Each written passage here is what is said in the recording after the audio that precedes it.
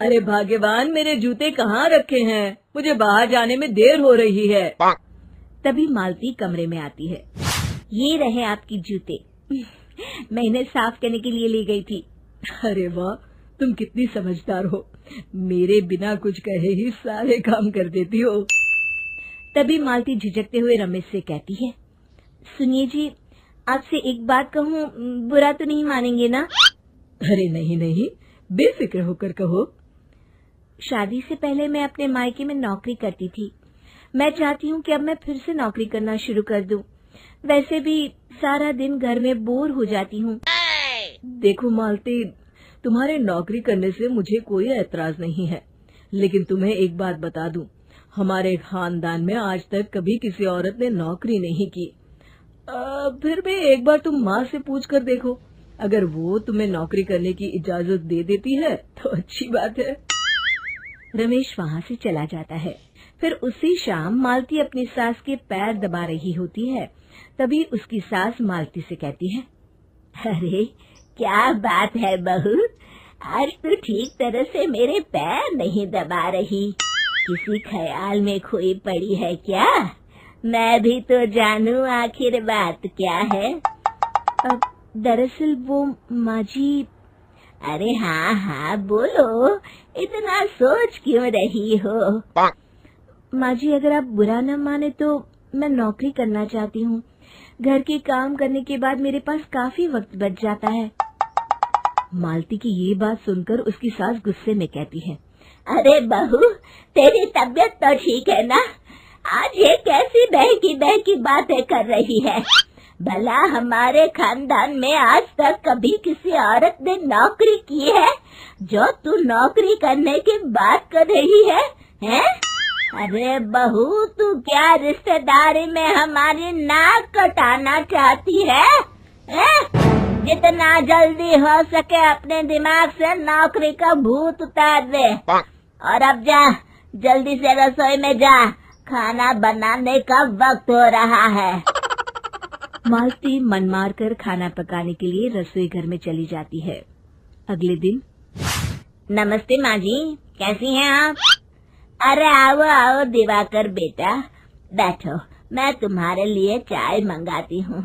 बहू, जरा एक कप चाय तो लेती आना। फिर दिवाकर एक फाइल खोलकर मालती की सास के सामने रख देता है। ये देखिए माँ जी, ये है पिछले महीने का हिसाब और ये रहे मुनाफे के रुपए। एक बार हिसाब देख लीजिए और इन कागजों पर अपने दस्तखत कर दीजिए।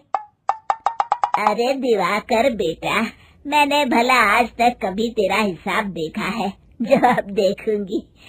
ला बता, कहाँ दस्तखत करूं? तभी मालती चाय लेकर वहाँ आ जाती है और अपनी सास को बिना कागजातों को पढ़े इस तरह लापरवाही से दस्तखत करते हुए देखकर हैरान रह जाती है। अच्छा माली, अब मैं चलता हूँ, फैक्ट्री में बहुत काम है। फिर दिवाकर वहाँ से चला जाता है। कुछ दिनों बाद मालती बाजार में कुछ सामान खरीद रही होती है।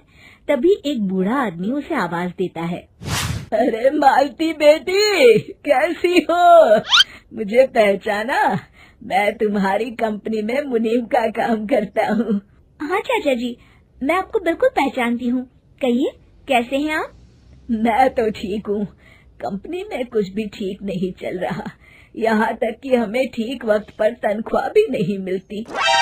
ये आप क्या कह रहे हैं? अब क्या बताऊँ, आप लोग तो कभी हिसाब किताब देखने दफ्तर आते नहीं। मेरी मानो तो एक बार आप लोग दफ्तर आकर सारा हिसाब किताब देख लो, आपको असलियत पता चल जाएगी। अच्छा बेटी, अब मैं चलता हूँ, देर हो रही है। फिर वो बूढ़ा वहाँ से चला जाता है। वहीं दूसरी तरफ मालती घर पहुंचकर अपनी सास को सारी बात बताती है। तभी वहाँ रमेश भी आ जाता है, लेकिन मालती की सास मालती की किसी भी बात पर विश्वास नहीं करती। तभी रमेश कहता है, अरे माँ, बिना आग के कभी धुआं नहीं उठता। जब मालती इतना कह रही है तो हमें एक बार दफ्तर चलकर देख लेना चाहिए। वैसे भी हम लोग काफी दिन से अपने दफ्तर नहीं गए हैं। इस तरह किसी एक आदमी के भरोसे काम छोड़ना मुझे भी ठीक नहीं लगता। अगले दिन वे सभी अपने दफ्तर पहुंचते हैं और सीधे दिवाकर के कैबिन में जाते हैं। अचानक सबको एक साथ देखकर दिवाकर चौंक जाता है। अरे माँ जी, आप सब लोग अचानक यहाँ कैसे आ गए? अगर कुछ काम था तो मुझे एक फोन कर दिया होता, मैं आपके घर आ जाता।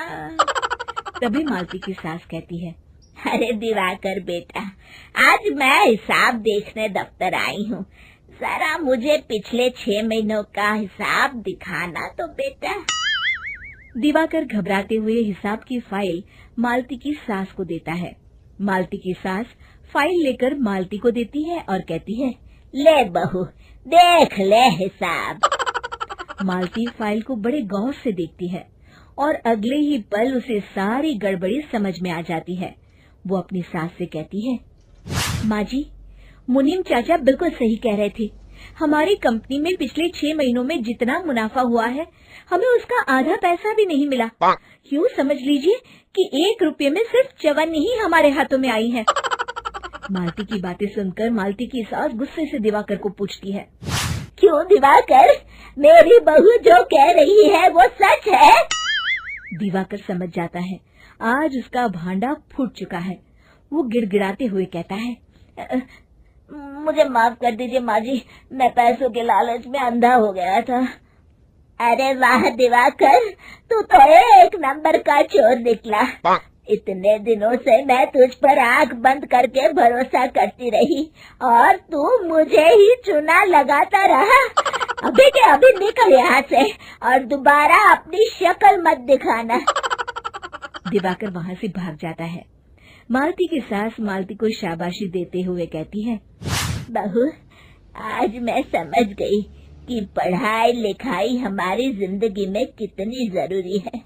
मैं बहुत किस्मत वाली हूँ जो मुझे तुझ जैसी बहू मिली है। शिक्षा, पढ़ाई लिखाई का इस्तेमाल सही जगह करके हम दुनिया में बहुत कुछ बदल सकते हैं।